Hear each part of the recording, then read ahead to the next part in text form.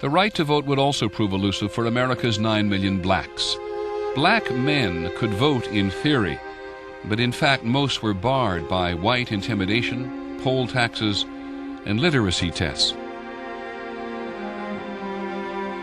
85% of black Americans lived in poverty in the southern United States, segregated from whites by so-called Jim Crow laws, laws upheld by the Supreme Court that all but wiped out the freedom and equality once promised by emancipation.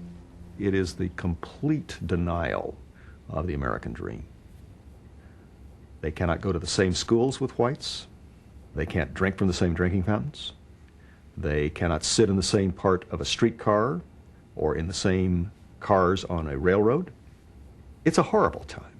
White politicians compete with each other in the South for being more, at least verbally, violent toward African Americans, and in many cases are encouraging or at least abetting actual violence.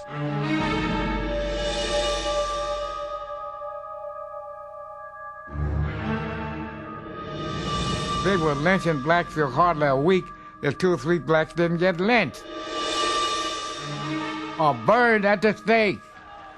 I don't know whether you heard that or not. You ever hear of any black people being burned at the stake? Well, that's what happened. I lived in those days. The most prominent black leader at the turn of the century, Booker T. Washington, accepted the notion of separateness. He asked blacks to better themselves through work and vocational training. From whites, he asked for help, not equality.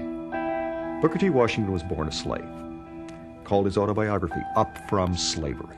This is a man who has pulled himself up by his own bootstraps.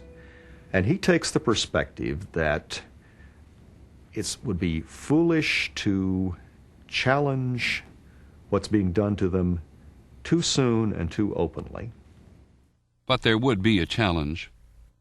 In 1905, the black intellectual W.E.B. Du Bois urged a new struggle for full political and social equality.